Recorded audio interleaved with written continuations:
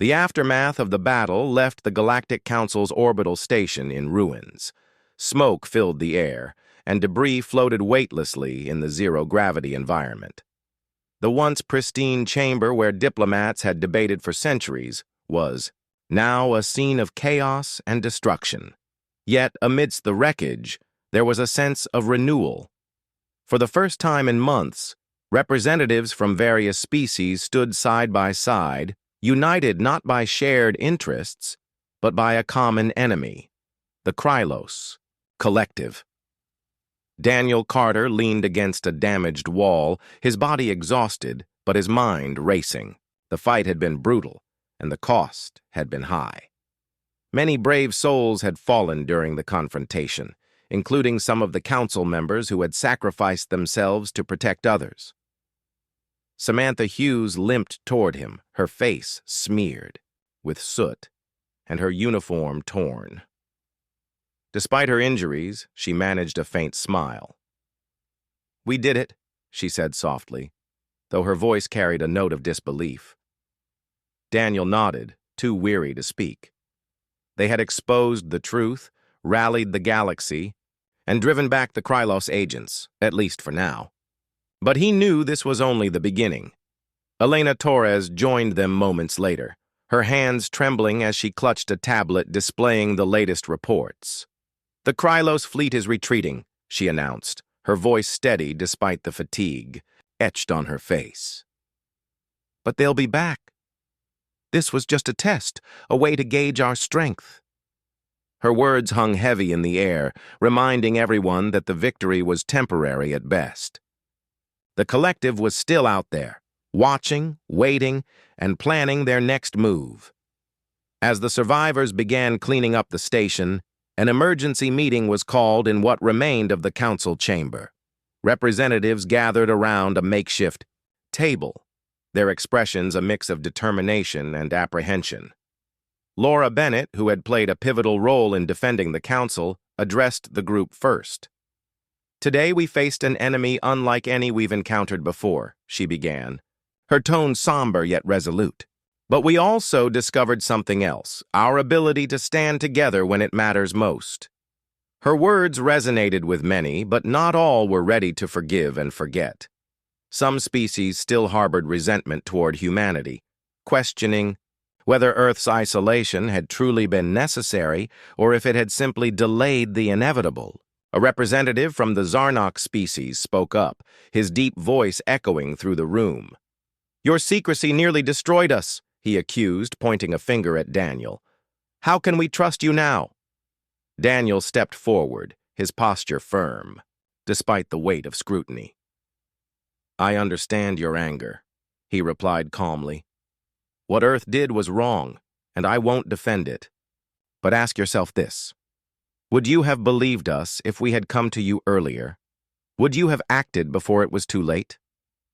His question silenced the room, forcing everyone to confront the uncomfortable truth. Trust had been broken, yes, but fear and skepticism had also played a part in dividing them. Samantha added her voice to the conversation. "This isn't about assigning blame anymore. It's about moving forward. The Krylos Collective doesn't care about our differences. They see us as one target. If we don't unite, they'll pick us off one by one until there's nothing left." Her words struck a chord, and slowly, the mood shifted. One by one, representatives rose to pledge their support, not just for humanity, but for the survival of the galaxy. Even those who had doubted Earth's intentions acknowledged that standing divided was no longer an option. Elena guided the discussion, ensuring that every voice was heard and every concern addressed. By the end of the meeting, a fragile alliance had been forged, held together by the shared goal of defeating the Krylos threat. Back on Earth, President Rachel Monroe watched the broadcast of the Council's renewed unity with mixed emotions. She had always believed that cutting ties with the galaxy was the right decision, but seeing the consequences of her actions weighed heavily on her. Protests continued across the planet, with citizens demanding transparency and accountability. Nathan Drake's articles had ignited a firestorm of public outrage, and calls for Rachel's resignation grew louder each day. Rachel sat alone in her office, staring at the holographic display of the council's proceedings. Vice President Alan Harper entered quietly, his expression unreadable. "You should step down," he said bluntly. "The people need someone they can trust." Rachel sighed, her shoulders slumping. "Do you think stepping aside will solve anything? The galaxy needs leadership, Alan, not more division." "Then lead differently," Alan countered. "Be honest with them. Show them that you're willing to work with the council, not against it." After a long pause, Rachel nodded. She knew Alan was right. Hiding behind secrecy had brought them to the brink of disaster, and continuing down that path would only make things worse. With a heavy heart, she drafted a public address, vowing to share everything she knew about the Krylos Collective and to cooperate fully with the newly reformed council. Meanwhile, Daniel, Samantha, and Elena worked tirelessly to prepare for the next phase of the conflict. Using the evidence they had gathered, they identified key systems and planets vulnerable to Krylos infiltration. Military forces from across the galaxy coordinated their efforts, pooling resources and intelligence to create a unified defense strategy. Scientists collaborated on developing countermeasures to neutralize the collective's advanced technology, while diplomats worked to mend fractured relationships and build trust. Despite these efforts, tensions lingered. Old rivalries and grudges refused to fade completely, threatening to undermine the fragile alliance. Laura Bennett, in particular, struggled to reconcile her past actions with her newfound role as a leader within the council. She sought out Daniel privately, her demeanor uncharacteristically humble. "I owe you an apology," she admitted. "I let my pride blind me, and because of that, I almost doomed us all." Daniel studied her for a moment before responding. "Apologies are easy. What matters is what you do next. Will you help us rebuild? Or will you go back to the way things were?" Laura met his gaze, her resolve hardening. "I'll help. For better or worse, this is my responsibility now." As weeks turned into months, the galaxy prepared for the inevitable return of the Krylos Collective. Training exercises became routine, and supply lines were fortified to ensure readiness. Humanity, once viewed with suspicion and distrust, gradually earned back some measure of respect. Their willingness to share knowledge and resources demonstrated a commitment to unity that few had expected. In the final days before the anticipated attack, Daniel found himself reflecting on everything that had happened. He thought about the sacrifices made, the friendships forged, and the lessons learned. Standing on the observation deck of the council's station, he gazed out at the stars, feeling both awe and dread. The galaxy was vast and beautiful, but it was also fragile, a delicate balance easily shattered by fear and greed.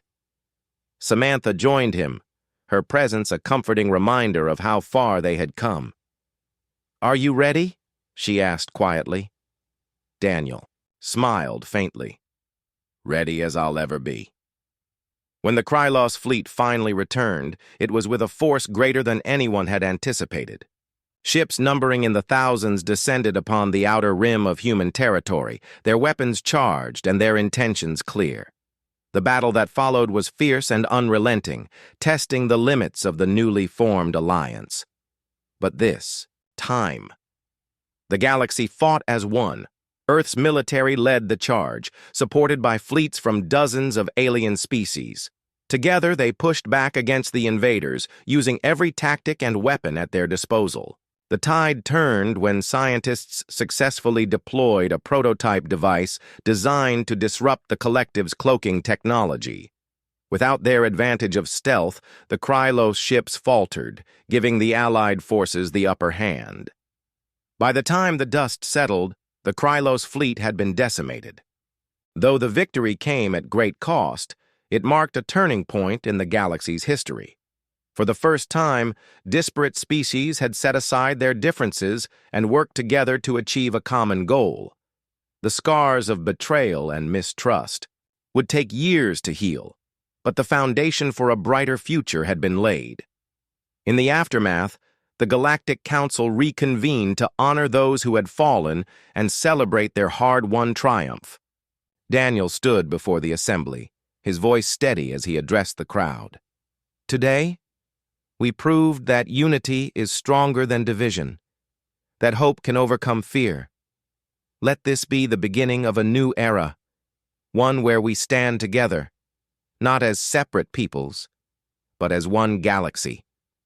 His words were met with applause, a sound that echoed through the chamber and into the hearts of everyone present. As the meeting concluded, Daniel felt a sense of peace he hadn't known in years. The road ahead would still be challenging, but for the first time, he believed that the galaxy had a chance to thrive, not just survive.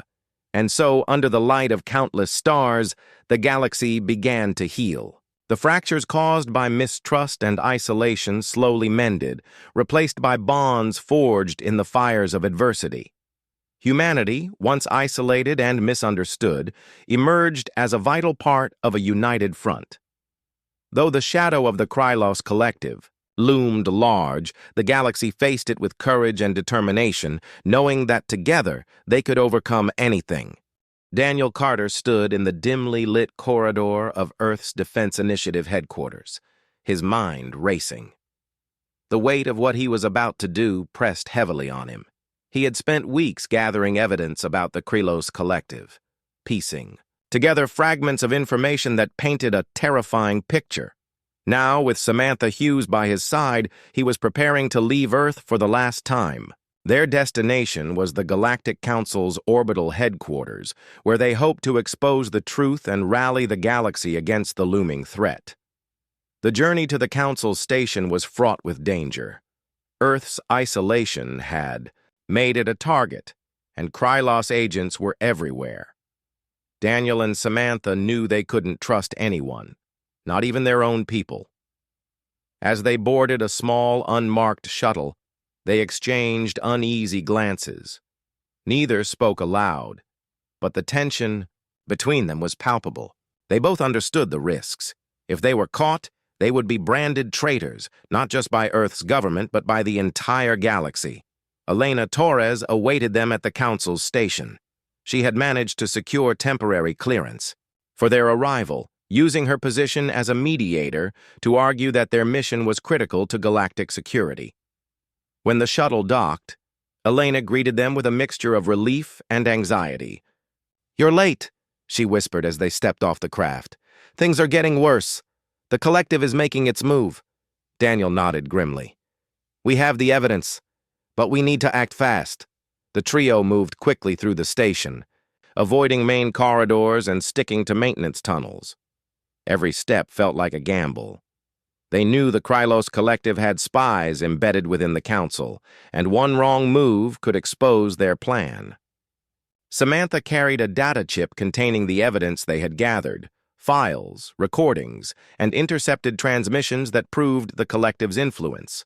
It was their only hope of convincing the Council to unite against the threat. They neared the Council chamber. They encountered their first obstacle. A group of armed guards blocked their path, demanding identification. Elena stepped forward, her voice steady, despite the fear in her eyes. "These individuals are here under my authority. They have crucial information regarding an imminent threat to the galaxy."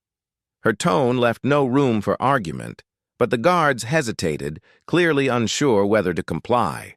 Before the situation could escalate, Daniel intervened. "If you delay us, you're risking the lives of everyone on this station and beyond. Do you really want that responsibility?" His words struck a chord, and after a tense moment, the guards reluctantly stepped aside. Inside the Council chamber, chaos reigned. Representatives from various species argued loudly, their voices overlapping in a cacophony of anger and frustration. Laura Bennett stood at the center of it all, her expression cold and calculating. She had taken control of the Council in the absence of unity, positioning herself as a leader among the fractured factions.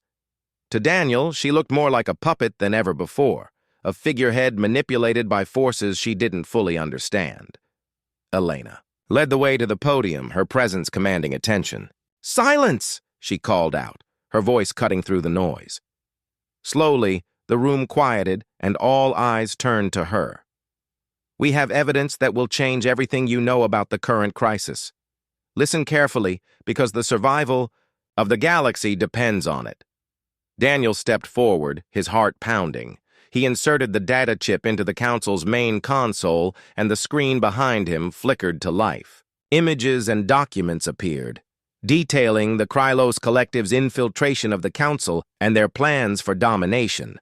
The room erupted in gasps and murmurs as the truth unfolded before their eyes. Laura's face went pale, and for the first time, she seemed genuinely shaken. "This is impossible," she stammered, her composure crumbling. "How could this happen without our knowledge?" "It happened because you allowed it," Daniel replied, his voice firm. "The collective has been manipulating you, turning you against each other, weakening your alliances. They wanted you divided so they could strike when you were most vulnerable." The revelation hit the Council like a tidal wave. Accusations flew as representatives turned on one another, some demanding answers while others denied any involvement. Amid the turmoil, Elena raised her hands, calling for calm. "This isn't about blame," she said. "It's about action. If we don't stand together now, the Krylos Collective will destroy us all." Her words resonated with many, but not everyone was convinced. Some species, still harboring resentment toward humanity, refused to believe that Earth's isolation had been anything but selfishness. Others questioned the authenticity of the evidence, claiming it could be fabricated. The room teetered on, the edge of collapse, and Daniel knew they were running out of time. Samantha stepped forward, her voice cutting through the chaos. "If you won't trust us, then look at the facts. The collective is already here. Their ships are massing near human territory, and their agents are among you. You can fight amongst yourselves, or you can join forces to stop them. The choice is yours." Her plea seemed to break through the skepticism. Slowly, the room began to settle, and a fragile sense of unity emerged. Laura, still reeling from the exposure of her role as a pawn, finally spoke. "If what you say is true, then we have no choice but to act. But how can we fight an enemy? We barely understand." "We fight together," Elena said firmly. "Earth may have isolated itself, but it did so to protect us all. Now it's time to put aside our differences and focus on the greater threat." As the Council debated their next steps, disaster struck. Alarms blared throughout the station, and red lights flashed overhead. "Intruders detected," a robotic voice announced. "Security breach in progress." The Krylos Collective had arrived. Panic spread through the chamber as shadowy figures materialized, their forms shimmering with an otherworldly energy. They moved with precision, targeting key council members and disabling communication systems. Daniel, Samantha, and Elena found themselves surrounded, their escape routes cut off. For a moment, it seemed like all hope was lost. But then, something unexpected happened. Laura Bennett, who had spent weeks vilifying humanity, stepped forward to confront the intruders. "You will not take this council," she declared, her voice filled with defiance. With a swift motion, she activated a hidden mechanism in her wristband, releasing a pulse of energy that disrupted the Krylos agents' cloaking devices. The attackers faltered, giving the Council precious seconds to regroup. Seizing the opportunity, Samantha sprang into action. She grabbed a fallen guard's weapon and fired at the nearest Krylos agent, her aim true. The alien staggered back, its form destabilizing before it vanished entirely. Inspired by her bravery, others joined the fight, using whatever weapons they could find to defend themselves. Amid the chaos, Daniel focused on the console, uploading the evidence to the Council's public network. If they were going to die here, at least the truth would survive. As the data transfer completed, he turned to see Elena shielding a group of frightened delegates, her body trembling but resolute. "Get them to safety," he shouted, pointing toward an emergency exit. Elena nodded and ushered the delegates away, leaving Daniel and Samantha to hold the line. Together, they fought valiantly, taking down one Krylos agent after another. But the tide was turning against them. Reinforcements poured into the chamber, overwhelming the defenders. Just as it seemed like the end, a deafening roar echoed through the station. From the shadows emerged a fleet of human fighter ships, led by Vice President Alan Harper.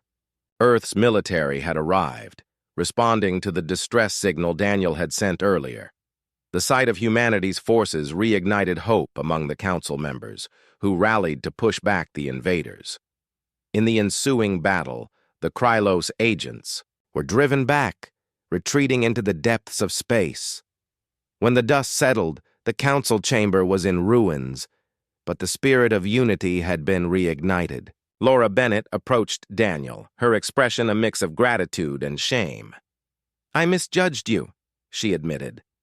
"And I misjudged Earth. For that, I am sorry." Daniel accepted her apology with a nod, knowing that forgiveness was the first step toward rebuilding trust. Together, the council vowed to work alongside humanity to counter the Krylos threat. It wouldn't be easy, and the scars of betrayal would take time to heal, but for the first time in weeks, there was a glimmer of hope. As Daniel gazed out at the stars, he felt a sense of purpose stronger than ever before. The road ahead would be long and difficult, but he knew that as long as they stood together, the galaxy had a chance to survive. As the days turned into weeks, the galaxy remained in a state of uneasy tension. Earth's sudden isolation had created a void that no one knew how to fill.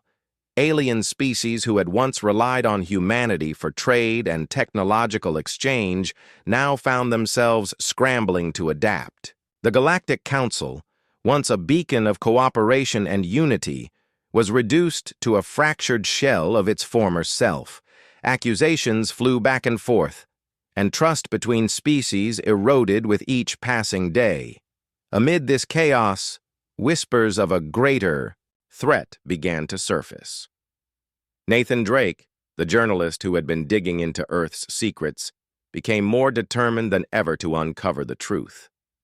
He had always prided himself on his ability to sniff out lies and half-truths, but this story was unlike anything he had tackled before.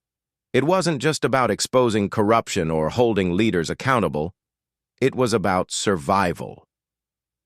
Nathan's instincts told him that something far bigger was at play, something that could affect not just Earth, but the entire galaxy. Late one night, while combing through encrypted files and classified documents, Nathan stumbled upon a name that sent chills down his spine: the Krylos Collective. At first, he thought it might be another conspiracy theory, the kind of rumor that spread quickly in times of crisis. But the more he read, the more he realized that this was no ordinary group. According to the documents, the Krylos Collective was an enigmatic faction with vast resources and unimaginable power. They operated in the shadows, manipulating events across the galaxy to serve their own mysterious agenda. What made them truly terrifying was their ability to infiltrate even the highest levels of government and leadership.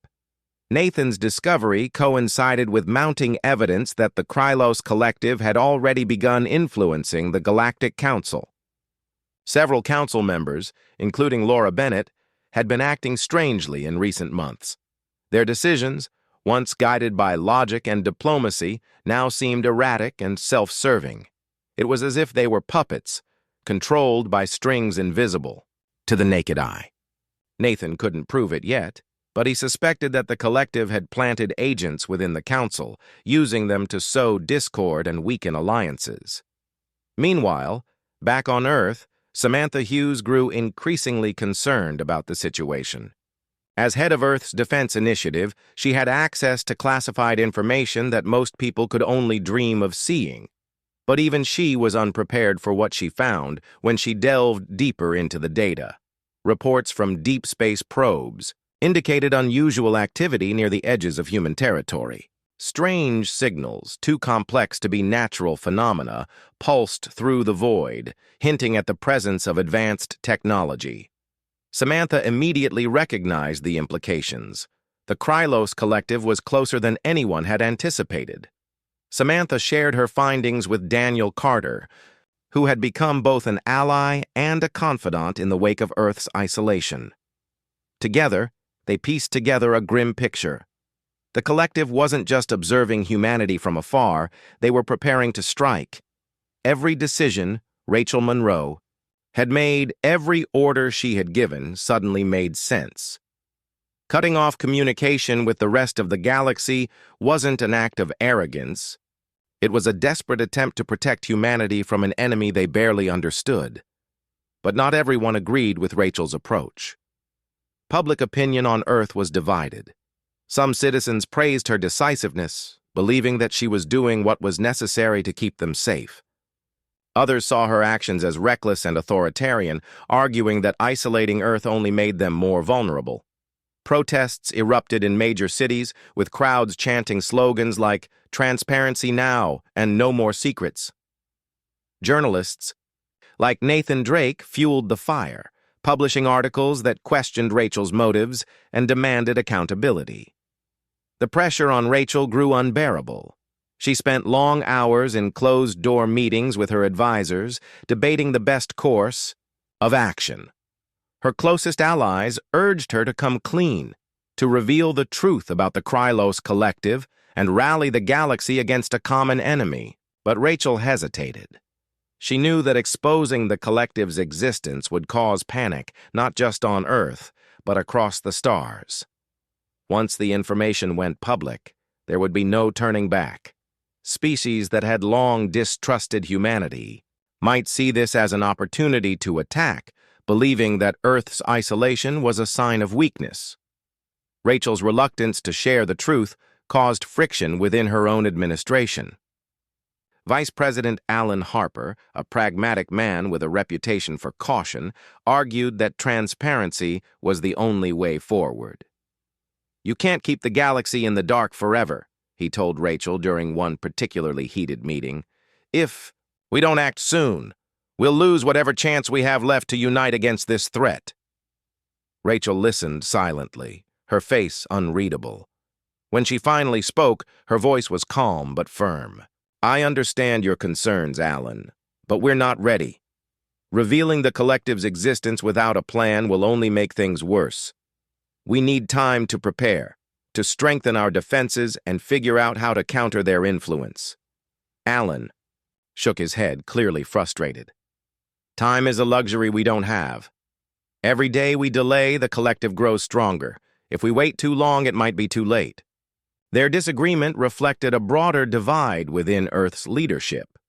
Some, like Alan, believed that honesty and cooperation were the keys to survival. Others, like Rachel, thought that secrecy and preparation were the only ways to ensure humanity's safety. Caught in the middle of this ideological battle was Daniel, who found himself torn between loyalty to Rachel and his growing belief that the truth needed to come out. While Earth grappled with internal conflict, alien nations continued to speculate about humanity's intentions. Among these doubters was Elena Torres, a mediator representing neutral planets. Elena had always been a voice of reason within the Galactic Council, advocating for dialogue and understanding. But even she struggled to reconcile Earth's actions with the principles of unity she held dear. She couldn't shake the feeling that there was more to the story than met the eye. Elena decided to take matters into her own hands. Using her connections within the Council, she arranged a secret meeting with Daniel Carter. The location was Europa 7, a remote moon base that served as a neutral zone for diplomatic negotiations. Daniel agreed to the meeting, knowing it was a risky move. Traveling to Europa 7 without official clearance could be seen as treason, but he felt he had no choice. If there was any hope of bridging the gap between Earth and the rest of the galaxy, It lay in conversations like this. When Daniel arrived at the moon base, he was greeted by Elena, who looked both nervous and resolute. They sat down in a small, dimly lit room, the hum of machinery providing a constant backdrop to their conversation. Elena wasted no time getting to the point. Daniel, I need to know the truth. Why has Earth cut itself off? What are you hiding? Daniel hesitated, unsure of how much he should reveal.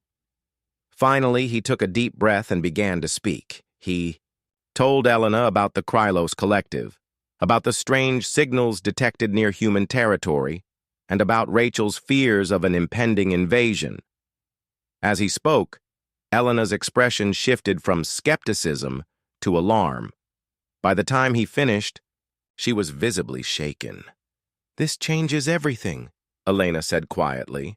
"If what you're saying is true, then the collective isn't just a threat to Earth, it's a threat to all of us." Daniel nodded. "That's why we need your help. If we can expose the collective's influence within the Council, maybe we can unite the galaxy against them." Elena thought for a moment, weighing the risks and rewards. "It won't be easy," she said finally. "Many species won't trust you after what's happened. But if we present solid evidence, undeniable proof, we might have a chance." Together, they devised a plan. Daniel would return to Earth and gather as much evidence as possible about the Krylos Collective's activities. Meanwhile, Elena would work behind the scenes, rallying support among neutral planets and loyal Council members. If everything went according to plan, they would present their findings to the Council and demand action. As Daniel prepared to leave Europa 7, he felt a glimmer of hope for the first time in weeks. The road ahead would be dangerous, fraught with challenges and uncertainties. But for the first time, he had allies, people who believed in the same vision of unity and cooperation that he did. Whatever happened next, he knew one thing for certain. The fate of the galaxy depended on their success. Back on Earth, Nathan Drake published a groundbreaking article that sent shockwaves through the population. Drawing on leaked documents and insider sources, he revealed Rachel Monroe's knowledge of the Krylos Collective and her refusal to share it with the public. The article painted Rachel as a leader willing to sacrifice transparency for the sake of control, sparking outrage and protests across the globe. For Daniel, the timing couldn't have been worse. Just as he was beginning to piece together the puzzle, the world turned its gaze inward, consumed by anger and distrust. Yet amidst the chaos, Daniel pressed on. He knew that uncovering the truth was only the first step. The real challenge lay in convincing others to believe it and to act before it was too late. In the year 2347, humanity had reached a point where it was no longer just one species among many in the galaxy. It had become a dominant force, respected and sometimes feared by other civilizations. For centuries, the Galactic Council had been the governing body that kept peace and order across the stars. This council was made up of representatives from various alien species, each bringing their own ideas, technologies, and cultures to the table. Humans, though latecomers to this interstellar community, quickly rose in influence. They were known for their ambition, innovation, and determination. But beneath the surface of cooperation, tensions simmered. Daniel Carter was one of the key figures trying to hold things together. He was a human diplomat, well known for his sharp mind and unwavering principles. Daniel had spent years working within the Galactic Council, striving to build bridges between humans and other species. He believed deeply in the idea of unity and mutual respect. Yet, despite his efforts, cracks were beginning to show. Accusations flew back and forth, and trust between humans and their allies grew thinner with each passing day. The problem started with whispers. Alien ambassadors began talking about how humans were not playing fair. Some claimed that Earth's leaders were secretly hoarding advanced technology, refusing to share it with the rest of the Council.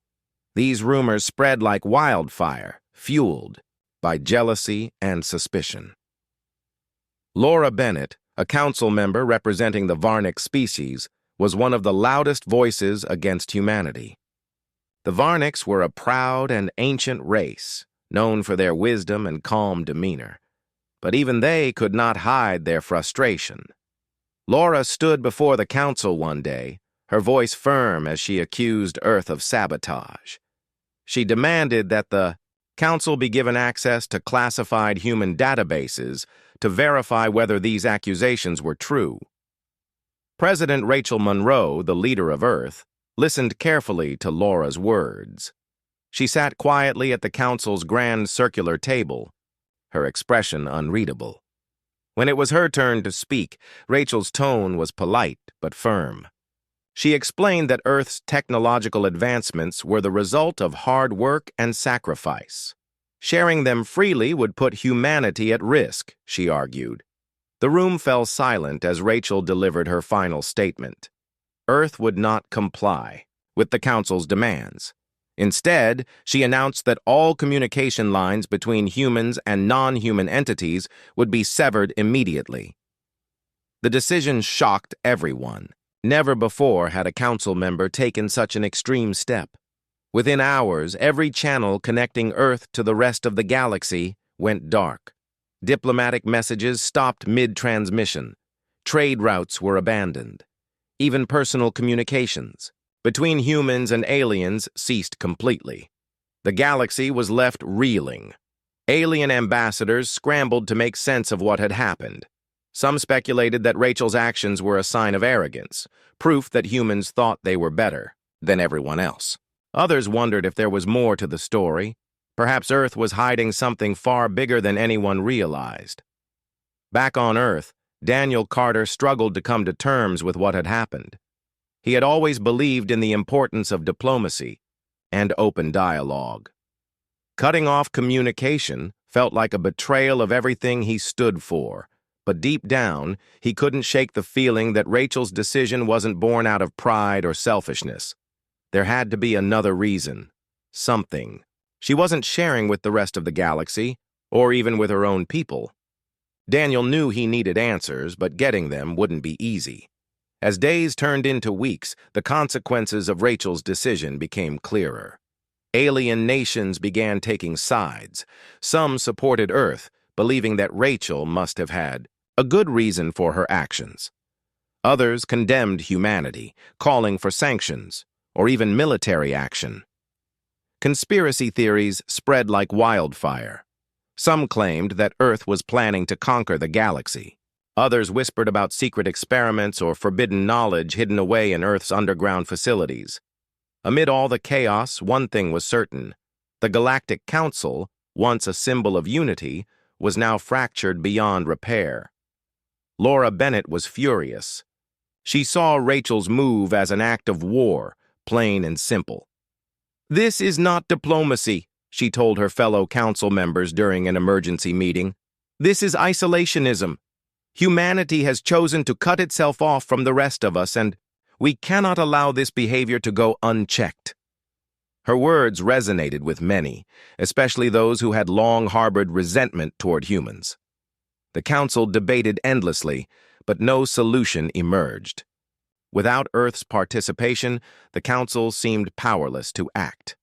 On Earth, life continued as usual for most people. News outlets covered the fallout extensively, but the average citizen didn't feel the immediate impact of Rachel's decision. Grocery stores remained stocked, schools stayed open, and businesses operated without interruption. However, behind the scenes, preparations were underway. Military bases buzzed with activity as troops trained for potential conflict. Scientists worked around the clock, analyzing data and developing new technologies. Government officials held closed-door meetings, discussing strategies and contingency plans. Daniel found himself caught in the middle of it all. As a diplomat, he was expected to support Rachel's decision, but his conscience wouldn't let him stay silent. He began asking questions, reaching out to old contacts within the government and military. At first, he received vague answers and dismissive responses. But then, something changed. A trusted colleague slipped him a piece of information, a single name. Krylos Collective. Daniel had never heard of them before, but the way his colleague spoke about them sent chills down his spine. "If you value your life," the man had said, "don't dig too deep." Despite the warning, Daniel couldn't ignore what he had learned. He started researching the Krylos Collective in secret, piecing together fragments of information from classified files and encrypted messages. What he discovered terrified him. The Krylos Collective was not just another alien species, it was a shadowy organization rumored to possess unimaginable power. Whispers suggested that they had been manipulating events across the galaxy for decades, sowing discord and weakening alliances. If the rumors were true, then Rachel's decision to sever ties might have been less about arrogance and more about survival. But Daniel wasn't the only one looking for answers. Nathan Drake, a journalist known for his relentless pursuit of the truth, had also picked up on the story. Unlike Daniel, Nathan had no qualms about going public with what he found. His articles appeared in major news outlets, sparking outrage and debate. People began questioning Rachel's leadership, demanding transparency. Protesters gathered outside government buildings, holding signs that read, "We deserve the truth," and "No more secrets." The pressure mounted, forcing Rachel to address the nation. In a televised speech, Rachel acknowledged the growing unrest. She admitted that Earth faced a grave threat but refused to provide details. "Trust me," she pleaded with the camera. "What I am doing is for the good of humanity. I cannot say more without putting us all at risk." Her words did little to quell the anger. Critics accused her of hiding behind vague statements, while supporters urged patience, trusting that Rachel knew what she was doing. As the days passed, Daniel grew increasingly conflicted. He wanted to believe in Rachel's vision, but doubt gnawed at him. Was she truly acting in humanity's best interest, or was she playing a dangerous game? And if the Krylos Collective was real, why hadn't anyone spoken about them before? The questions swirled in his mind, keeping him awake at night. One thing was clear: the galaxy as he knew it was changing, and there was no turning back. Daniel decided to take matters into his own hands. He reached out to an old friend, Samantha Hughes, who now headed Earth's Defense Initiative. Samantha was skeptical at first, wary of Daniel's intentions, but when he shared what he had uncovered about the Krylos Collective, her skepticism turned to concern. Together, they agreed to investigate further, knowing full well that they were risking their careers and possibly their lives. Their search led them to a secure facility buried deep beneath the Arctic ice. Here, scientists worked tirelessly on projects shrouded in secrecy. Daniel and Samantha managed to gain access using forged credentials. What they found inside left them speechless. Rows of monitors displayed maps of star systems, marked with red zones indicating areas of high Krylos activity. Files detailed covert operations aimed at countering the collective's influence. It was clear that Earth's leadership had known about the threat for some time and had chosen to keep it hidden. Armed with this knowledge, Daniel faced a difficult choice. Should he expose the truth and risk plunging the galaxy into chaos? Or should he remain silent, trusting that Rachel had a plan to handle the situation? The weight of the decision bore down on him, heavier than ever. Whatever path he chose, one thing was certain: the galaxy would never be the same again. The galaxy was beginning to heal, but scars from the war remained. Cities on Earth still bore the marks of alien attacks, and colonies in distant star systems struggled to recover from years of conflict. Despite these challenges, there was a sense of cautious optimism. For the first time in history, humans and aliens worked side by side to rebuild what had been lost. The provisional government, led by representatives from dozens of species, held its first official meeting aboard a neutral space station orbiting Mars. It was a fragile alliance, but one built on mutual respect and shared goals. Rachel Monroe stood at the center of this new era, her role evolving from whistleblower to peacemaker. She spent countless hours mediating disputes between former enemies, helping them find common ground. Her calm demeanor and unwavering determination earned her the trust of many. Daniel Carter joined her efforts, using his experience as a counsel, representative to bridge gaps between different cultures. Together, they became symbols of unity, a reminder that even the deepest divides could be overcome with patience and understanding. But not everyone welcomed the changes. Cale Vorn's supporters, though diminished in number, refused to accept defeat. They operated in secret, plotting to restore the old order. Their leader, a shadowy figure known only as the Architect, believed the provisional government was weak and destined to fail. To prove their point, they launched a series of sabotage missions targeting key infrastructure across the galaxy. Power grids failed, communication networks went dark, and supply chains were disrupted. Panic spread as people wondered if the war would reignite. Ethan Blake felt the weight of these attacks more than anyone else. As head of Earth's recovery efforts, he was responsible for ensuring stability during this critical period. Each new act of sabotage set progress back weeks, sometimes months. Frustration mounted among civilians who demanded answers and action. Ethan knew he couldn't let fear take hold. "We can't give up now," he told Claire Bennett during one of their late-night strategy sessions. "If we do, we're playing right into their hands." Claire nodded, her sharp eyes scanning reports of recent incidents. "They're trying to break us, to make us turn on each other. We need to show them it won't work." Their solution was simple, yet effective: transparency. Instead of hiding the attacks or downplaying their impact, Ethan and Claire decided to share everything they knew with the public. Through broadcasts and town hall meetings, they explained the situation clearly and offered practical steps people could take to stay safe. This openness helped ease tensions and fostered a spirit of cooperation. Communities came together to repair damaged facilities, sharing resources and expertise. Slowly but surely, life began to stabilize. Meanwhile, Alex Turner found himself drawn into the fight against the Architect. His skills as a pilot made him invaluable to a special task force assembled to track down the saboteurs. Alongside a diverse team of soldiers and engineers, he traveled to some of the most dangerous corners of the galaxy, following leads and gathering intelligence. It wasn't easy. The saboteurs were cunning and well-organized, but Alex thrived under pressure. He had always been someone who rose to the occasion, and this mission was no exception. One night, while investigating a suspected hideout on a remote moon, Alex and his team discovered something shocking: blueprints for a weapon, unlike anything they'd ever seen. Dubbed Project Reckoning, it was designed to destabilize entire star systems, rendering them uninhabitable. The plans were incomplete, but it was clear the Architect intended to finish them and use the weapon to seize control of the galaxy. "This changes everything," Alex said, staring at the schematics.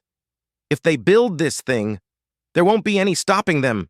His commander agreed. "We need to shut them down before they get that far, but we'll have to move fast." Back at the Provisional Government headquarters, Rachel and Daniel received an urgent message from Alex's team. After reviewing the evidence, they realized the threat was far greater than anyone had anticipated. If Project Reckoning succeeded, all their hard work would be undone. There was no choice but to act immediately. Rachel took charge of the diplomatic response, reaching out to allied species for support.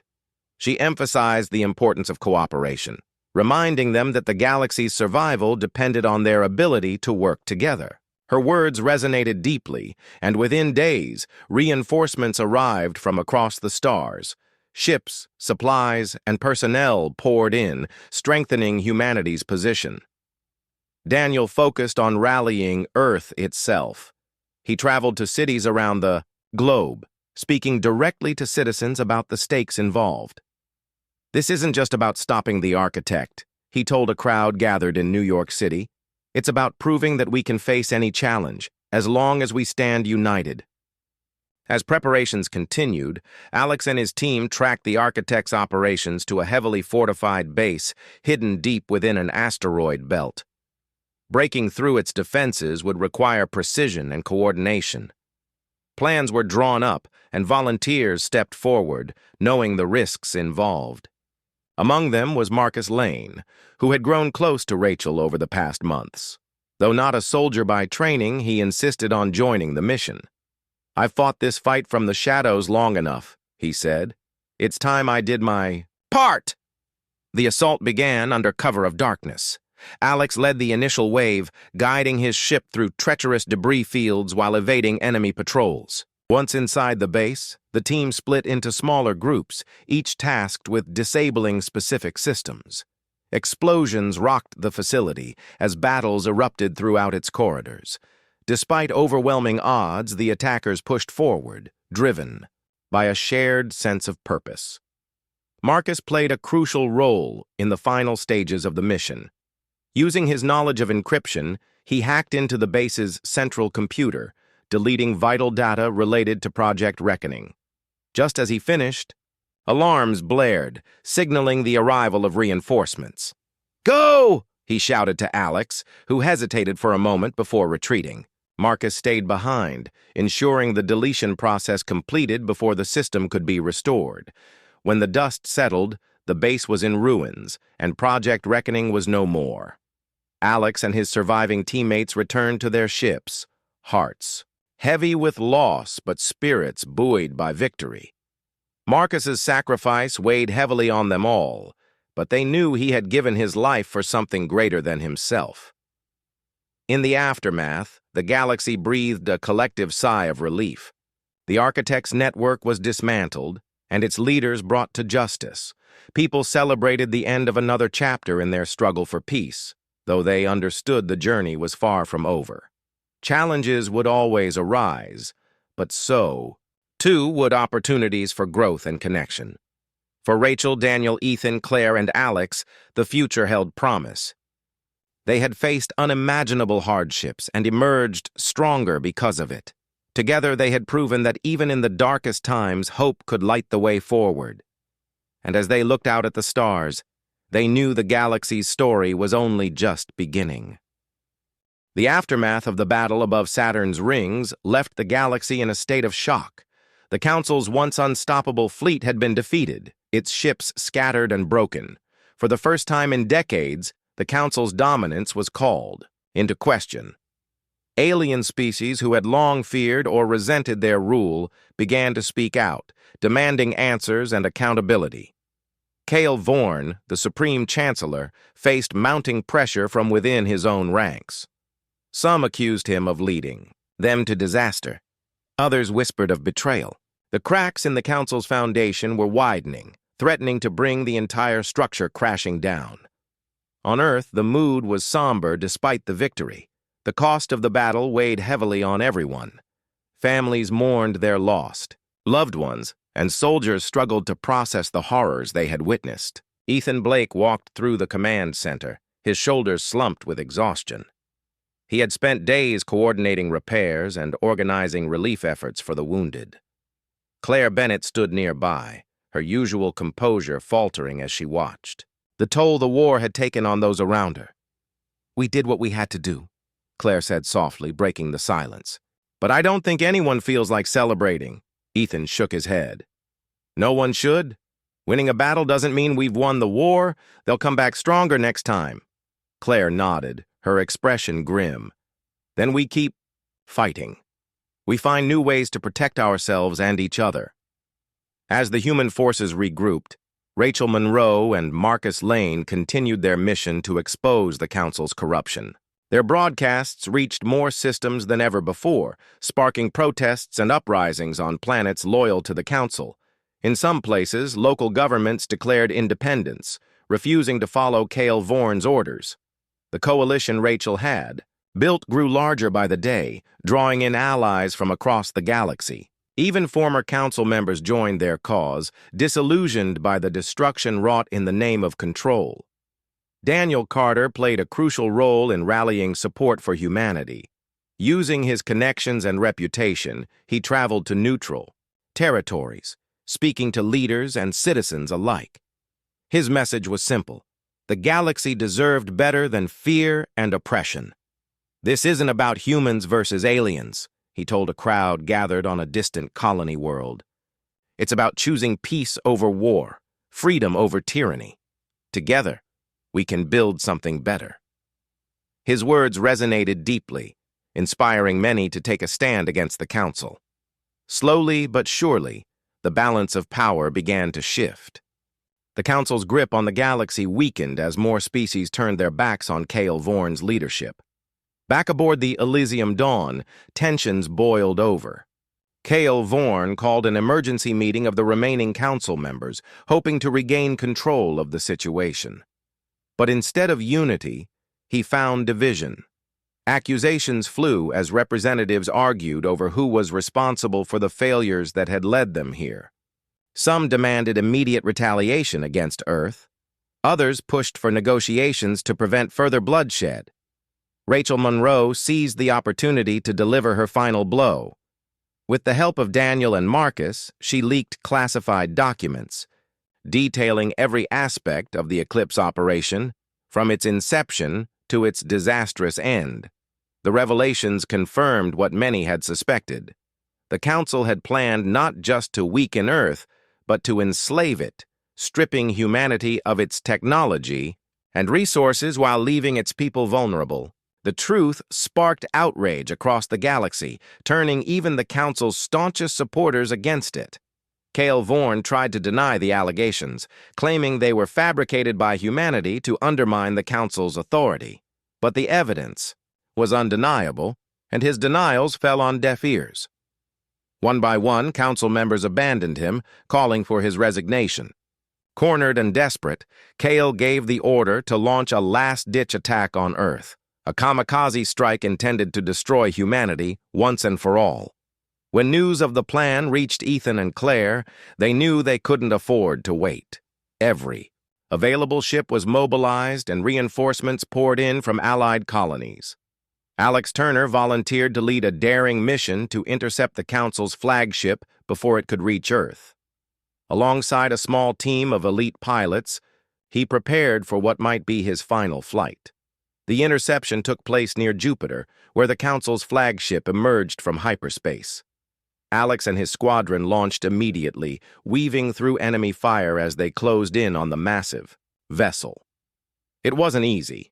The flagship was heavily armed and shielded, but Alex's quick thinking and precise maneuvers allowed them to disable its engines. With the ship immobilized, Alex transmitted a signal to the rest of the fleet, marking its location for the main assault. The combined human coalition forces arrived moments later, surrounding the flagship and forcing it to surrender. Cale Vorn was captured, along with several high-ranking officials. As the flagship's crew stood down, the Council's reign came to an abrupt and humiliating end. In the weeks that followed, the galaxy began the long process of rebuilding. A provisional government was formed consisting of representatives from both human and alien species. Its goal was to create a new system, one based on cooperation rather than control. Rachel Monroe and Daniel Carter played key roles in shaping this new era, working tirelessly to ensure that the mistakes of the past wouldn't be repeated. For Ethan Blake and Claire Bennett, life slowly returned to normal, or as close to normal as it could be after such a monumental conflict. Ethan stepped away from his role as head of global security, choosing instead to focus on rebuilding communities affected by the war. Claire remained active in politics, advocating for policies that prioritized peace and innovation. Alex Turner became a symbol of hope for many, his bravery during the final battle earning him widespread recognition. Though he preferred to stay out of the spotlight, he couldn't deny the impact his actions had made. "I didn't do anything special," he often said when asked about his heroics. "I just did what needed to be done." As the galaxy moved forward, humanity's place within it had changed forever. No longer seen as newcomers or outsiders, Humans were now respected as equals, partners in a shared future. The road ahead wouldn't be easy, but for the first time, there was genuine optimism. Together, the galaxy had taken its first steps toward a brighter tomorrow.